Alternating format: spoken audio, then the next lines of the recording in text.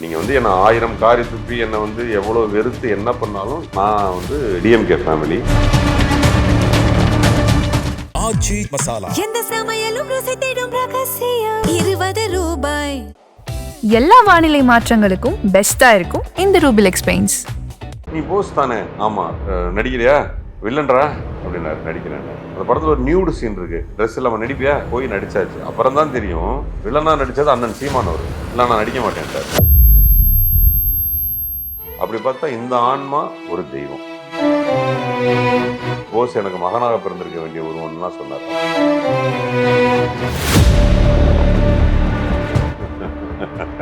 ஏன்டா அங்கே இருந்தானடா நான் வந்தேன், அங்கேயே இருக்கியே, நான் இங்கே தானே நான் இருப்பேன். எனக்கு கோபாலபுரத்தில் ஒரு சின்ன ரெஸ்ட்ரிக்ஷன் கூட கிடையாது. நான் எப்போ வேணா போவேன், எப்போ வேணா வெளியில் வருவேன். இவங்க 3 பேரை பொறுத்த வரைக்கும் மற்றவங்களுக்குலாம் தலைவர். எனக்கு இது வந்து குடும்பம்.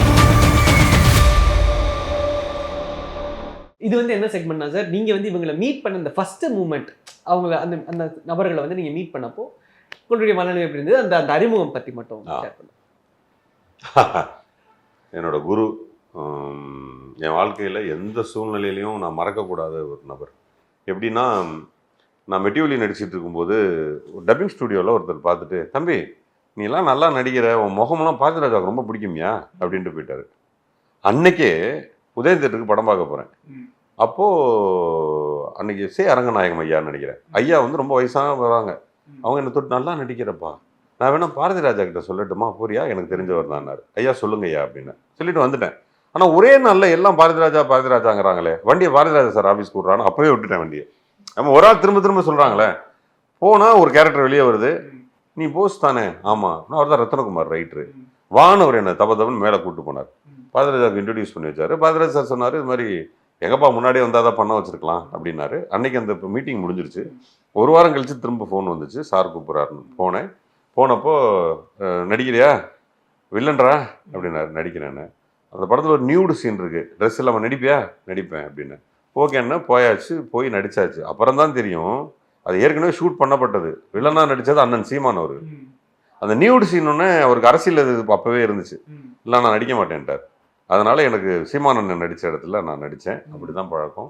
அந்த இன்டர்வியூஸ் எல்லாத்துலேயும் சொன்னார், போஸ் எனக்கு மகனாக பிறந்திருக்க வேண்டிய ஒருவன்லாம் சொன்னார். அந்த அளவுக்கு என் மேலே அன்பாக இருந்தார். இன்றைக்கும் பெரிய அன்பு. மிகப்பெரிய இழப்புக்கு பிறகு நான் அவர் கூட போய் இருந்திருக்கிறேன்.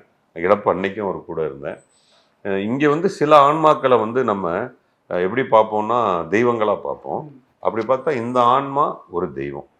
இவரெல்லாம் வந்து அதான் சொல்லுவாங்கள்ல, கடவுள் மனுஷ ரூபாயன்னா இவரெல்லாம் கடவுள் தான். எங்க அண்ணன் அதோட கண்டினியூஷன் அன்னைக்கு சொன்னேன் அண்ணன்ட்ட, அண்ணே எல்லாமே நீ கொடுத்தது தானே, என்னடா நான் கொடுத்தேன்? நீங்க வில்லனா நடிக்காம விட்டதுனால நான் வில்லனா நடிச்சேன், வேற என்னடா நான் கொடுத்தேன்? அப்படின்னா நீ தான் பேசுறீங்களே, பேசுனா பெரிய ஆளா இல்லாம நீங்க தான் ப்ரூவ் பண்ணது, எதையாவது உங்களுக்கு அப்படிம்பாரு.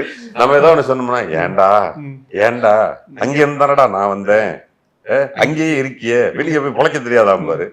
நான் இங்கே தானே நான் இருப்பேன் போ அப்படிம்பாரு. என்ன மூமெண்ட் அவரோட அண்ணன் வந்து முதல்ல என்னுடைய ரசிகர். அண்ணனை வந்து நான் அப்போ வந்து ஃபைட் கிளாஸ் போவேன் ஒய்எம்சிஏல. அண்ணன் அப்போ ரன்னிங் அதெல்லாம் பண்ணுவார். அங்கே தான் என்னை சந்திச்சு அவர் சொன்னார், டே நீ நல்லா நடிகன்டா, நல்லா வருவாடா அப்படின்னாரு. அப்புறம் அந்த பழக்கம் தொடர்ந்துச்சு. அரசியல் வந்ததுக்கப்புறம் ரொம்ப க்ளோஸ் ஆனோம். என்னுடைய திரைப்படங்கள் எல்லா படங்களையும் வந்து பார்த்துருவாரு, வந்து இன்டர்வியூ கொடுப்பாரு. அரசியல் பேசினா திட்டுவாரே, அவன் என் தம்பி படம் பார்க்க வந்திருக்கேன், என்னடா பேசுறீங்க அரசியல் அப்படின்ட்டுருவாரு. அந்த மாதிரி ஒரு கேரக்டர். எனக்கு பர்சனலாக எதுனாலும் அண்ணனை ஃபோன் பண்ணி வீட்டில் போய் ஒரு 1 hour உட்காந்து பேசுகிற அளவுக்கு எனக்கு எல்லா உரிமையும் கொடுத்துருக்காரு. அவருக்கும் எனக்கும் வந்து வெவ்வேறு கொள்கை கொண்ட 2 கட்சிகள்னாலும் அவர் வந்து எனக்கு சகோதரர் தான், அண்ணன் தான். அதில் எந்த மாற்றமும் கிடையாது. 3 பேரையும் போட்டீங்களே. 3 பேருடைய முதல் அறிமுகம் எப்படி இருந்துச்சு? ஃபர்ஸ்ட் மீட் வித் கலைஞர் வந்து மெட்டிவலி பீக்கில் போயிட்டு இருந்துச்சு. போயிட்டு இருக்கும்போது தலைவர் கூப்பிட்டு திருமுருகன் சார் எல்லாரையும் வாழ்த்திட்டு, அந்த போஸ்ன்னு ஒரு பையன் நல்லா நடிக்கிறான், என் வாழ்த்த சொல்லுன்னு தனியாக சொன்னேன். திருமுருகன் சார் என்கிட்ட சொன்னார், டே அவருக்கு ஒன்று ரொம்ப பிடிச்சிருக்குடா. அப்போ நான் வந்து டிஎம்கே ஃபேமிலி அப்படிங்கிறத அவர்கிட்ட ஷேர் பண்ணோம். அப்போ நான் உடனே அப்பாயின்மெண்ட் கேட்டு போனேன். கோபாலபுரம் போனேன். கோபாலபுரம் என்ட்ராகும்போது எல்லார் முகத்துலையும் என்னை வந்து ரிசீவ் பண்ணது என் வாழ்க்கையில் என்றைக்குமே மறக்க முடியாது. அது அந்த வெளியே இருக்க அந்த அப்போ தலைவர் கூட அந்த செக்யூரில் தம்பி வாங்கன்னு கூப்பிட்றாங்க. அப்படியே உள்ளே போகிறோம். உள்ளே போனால் எதிர்த்த மாதிரி நான் பார்த்தது அழகிரி என்ன டக்குன்னு நினச்சி ஓடி வந்து கட்டி பிடிச்சேன், செம்மையாக ஆக்ட் பண்ணுறடா அப்படின்னாரு. சொல்லும்போது சண்முகநாதன் தான் கீழே அவர் உட்காந்துருப்பான், மேடிலா தலைவர். அவரே போஸ் அப்படின்னு அவரும் வந்து நல்லா நடிக்கிறேன்னு சொன்னார். அப்போ உள்ளே இருந்து தளபதி வந்தார். ஆனால் எனக்கு தளபதி ஃபர்ஸ்ட் மீட். ஆமாம், தளபதி வந்து அவரும் வந்து கை கொடுத்து பிரமாதமாக ஆக்ட் பண்ணுறீங்க அப்படின்னு சொல்லி சொன்னார். அதுக்கப்புறம் மேலே தலைவர்கிட்ட போனேன். உடனே ஒரு முக்கியமான மீட்டிங் இருந்துச்சு, பட் இருந்தாலும் என்னை கூப்பிட்டாங்க.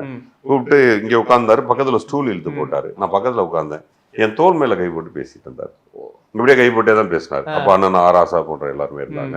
என்னால் அது மறக்கவே முடியாது. அதுக்கப்புறம் அந்த வீட்டுக்கு எவ்வளவோ ரெஸ்ட்ரிக்ஷன் இருந்த போதும் அவருடைய மரணத்தை அன்னைக்கு வரைக்கும் எனக்கு கோபாலபுரத்தில் ஒரு சின்ன ரெஸ்ட்ரிக்ஷன் கூட கிடையாது. நான் எப்போ வேணா போவேன், எப்போ வேணா வெளியில் வருவேன். அந்த அளவுக்கு அந்த வீடு எனக்கு அவ்வளோ பெரிய சுதந்திரம் கொடுத்துருந்த வீடு.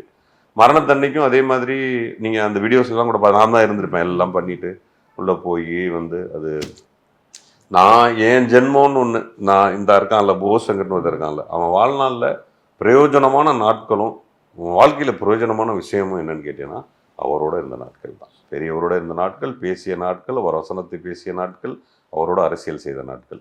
அதுலேருந்து கிடைச்சது தான் தளபதியோட நட்பு. தளபதியும் நானும் ரொம்ப நெருக்கமானது கண்ணம்மா ஷூட்டிங்கில் அவருடைய மேற்பார்வையில் தான் இருந்தாங்க. அதனால டெய்லி என் கூட தான் உட்காந்து பேசிகிட்டு இருப்பாங்க. ஷார்ட் இல்லைன்னா நான் அவங்க கூட தான் ரூமில் பேசிகிட்டு இருப்பேன். படம் ரிலீஸ் அப்போ நான், தளபதி, அன்பழகன் போயிரோட இருந்தாங்க. 3 பேர் தான் காரில் ராகி தேட்டரு, உதயம் தேட்டர்லாம் சுற்றிட்டு இருப்போம். அது மூலமாக ஒரு பெரிய பழக்கம் வந்துச்சு. எனக்கும் சின்னவருக்கும் உள்ள நட்பை கேட்டிங்கன்னா சிறுசிவி நீங்கள். நான் வந்து ஆமாம், இவர் தளபதி கூடயுமே நான் லோன்மேனாக இருந்தேன். லோன்மேனாக இருக்கும்போது நான் ஸ்டே பண்ணியிருந்த தேனாம்பேட்டை, ராயப்பேட்டாவில் ஆஃபீஸ்.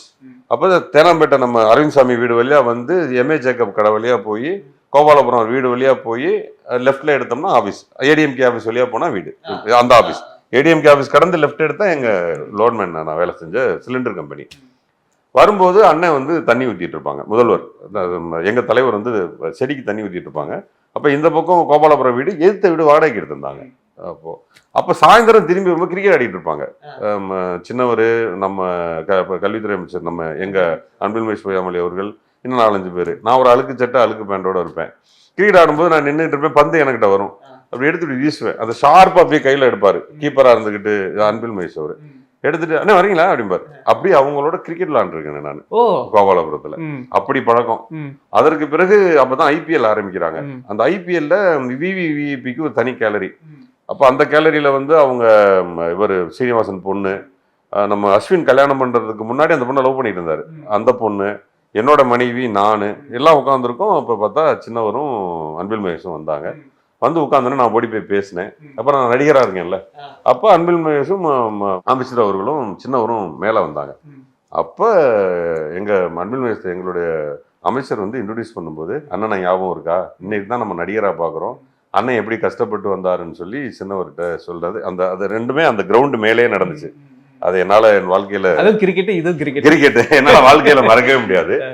ஆனா என்னை பொறுத்த வரைக்கும் இவங்க 3 பேரை பொறுத்த வரைக்கும் மற்றவங்களுக்கு எல்லாம் தலைவர். எனக்கு இது வந்து குடும்பம், எனக்கு இதுதான் ஃபேமிலி. எல்லாரும் சொல்லுவாங்க கட்சி மாறலாம், வருமானம் சம்பாதிக்கலாம். நீங்க வந்து என்ன 1000 காரி துப்பி என்னை வந்து எவ்வளவு வெறுத்து என்ன பண்ணாலும் எனக்கு பேச தெரிஞ்சது திராவிடம் தான். எனக்கு தெரிஞ்சது இந்த குடும்பமும் இவங்க மேல வச்சிருக்கக்கூடிய அன்பும் மரியாதையும் இவங்க மேல நான் காட்டுற விசுவாசமும் தான். இது நான் சாகிற வரைக்கும் மாறாது. உதயநிதி அவர்கள் வந்து நடிக்க வர்றது அந்த டைம் பீரியட் உங்களுக்கு ஞாபகம்? தெரியாது. நான் போய் பேசினேன். பிறந்த நாளுக்கும் போய் வாழ்த்து சொல்லிடுவேன். நல்லா பேசுவாரு, என்ன ரொம்ப பிடிக்கும். அண்ணன் என்னன்னு கூப்பிடுவாரு. எக்ஸ்பெக்ட் பண்ணீங்களா அவர் ஆக்டரா வருவாரு? ஓகே, இந்த சைடு அவருடைய ஒரு வெற்றி இருந்தது அவருக்கு. அவருக்கு ஐடியாவே இல்ல. இது ஒரு கண்ணாடியா அவங்க வந்து ரொம்ப இது பண்ணி கன்வின்ஸ் பண்ணி தான் நடிக்க வச்சாங்க. பட் படம் ஹிட் இல்லைன்னா அவர் நடிக்கிற ஐடியாலே இல்லை. அந்த படம் ஹிட் இல்லைன்னா நடிக்க கூடாது தான் இருந்தார். படம் ஹிட் அடிச்சதுனால கண்டினியூவா நடிச்சார். பட் ரொம்ப விருப்பப்பட்டு அவர் அதை செய்யல. அர்ஜுன் அவர்கள், அவருடைய படம் நீங்க பண்ணியிருக்கீங்களா? எப்படி அர்ஜுன் சார் வந்து நீங்க செலக்ட் பண்ணி? ஏன்னா நானும் அர்ஜுன் சாரும் ஃப்ரெண்ட்ஸ்னு யாருக்குமே தெரியாது.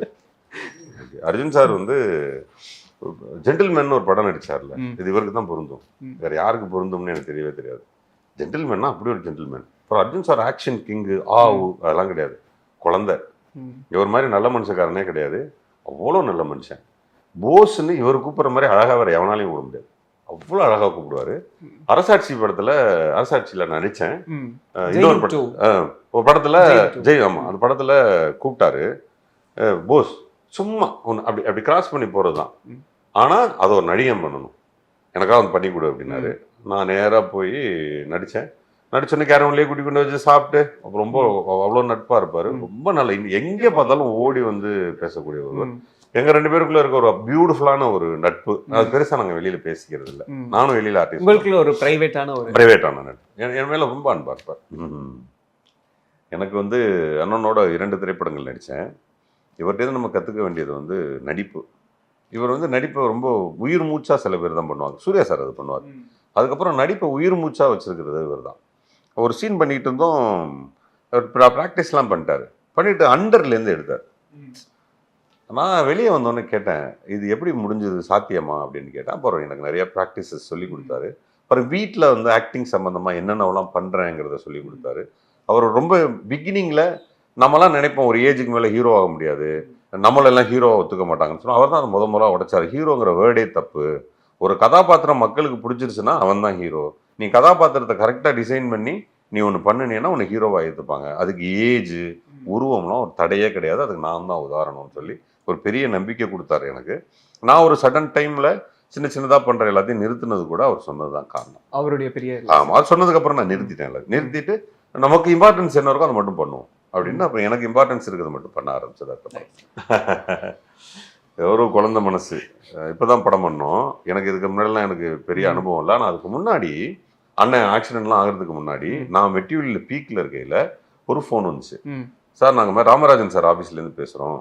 அப்போ நான் அந்த வேஷ்டி சட்டை தானே, உங்களுக்கும் அந்த இமேஜ் இருக்கு, அண்ணனும் அதே இமேஜில் இருக்காரு, ஒரு அண்ணன் தம்பி கதை, அவருக்கு தம்பியா நீங்கள் நடிக்கணும்னு என்ன ஆஃபீஸ் கூப்பிட்டாங்க. நான் போய் கதை கேட்டேன். ரொம்ப நல்ல கதை, எல்லாம் ஓகே. அன்னைக்கு நான் அண்ணனை சந்திக்கல. அந்த ப்ரொடக்ஷன் ரொம்ப நாள் போச்சு. அப்புறம் அதை அவங்க எடுக்கலை. அதுக்கப்புறம் ரொம்ப நாள் கழிச்சு அண்ணனோட இப்போ சமீபத்தில் நடித்தேன். நடிச்சப்போ ஆமாம் சாமானியன் பண்ணும்போது நிறைய கதைகள் நம்ம அப்போ நடந்த கதைகள்லாம் கேட்பேன். அவர் கூட இப்போ நடிச்சது ஒரு பெரிய எக்ஸ்பீரியன்ஸ். பட் இது ரொம்ப சிம்பிள் அண்ட் ஹம்பிள் மேன். நல்ல நல்ல இதயம் உள்ள ஒரு மனிதர். அவரோட நடிச்சது எனக்கு ரொம்ப சந்தோஷமா இருந்தது. சொன்னேன் யார் கூட நடிச்சிட்டோம், உங்க கூட எல்லாம் நடிக்காம போயிருமோ வருத்தமா இருந்துச்சு. அது நடந்துருச்சு, ரொம்ப சந்தோஷம் அப்படின்னு. ஆ மை காட், வந்து நீங்க இந்த வாழ்நாளில் நான் வந்து ரொம்ப கடமைப்பட்டிருக்க ஒரு மனிதர். எப்படி உங்களை ஃபைன் பண்ணாரு சார் இந்த இடத்துல? இப்போ வரைக்கும் அவர் என்ன ஃபைன் பண்ணிட்டு தான் இருக்காரு. இப்போ வரைக்கும் என்ன டியூன் பண்ணிட்டு தான் இருக்காரு. முந்தா நாள் கூட ஃபோன் பண்ணி என்ன பண்றீங்க, உடம்பு எப்படி இருக்கு, அந்த ஹாஸ்பிட்டல் போகணும், அங்கே போய் ட்ரீட்மெண்ட் எடுக்கணும், அட்வைஸ் பண்ணிட்டே இருப்பாரு. டிஎம்கேல எனக்கு சீட்டு கொடுக்கலன்னு திமுக ஓட்டு போட மாட்டேன் அப்படின்ட்டாரு. ஆமா, உனக்கு இவ்வளவு 25 வருஷம் நாயா உழைச்சிருக்க, உனக்கு கொடுக்காம என்னடா, நான் திமுக ஓட்டு போட மாட்டேன்னாரு.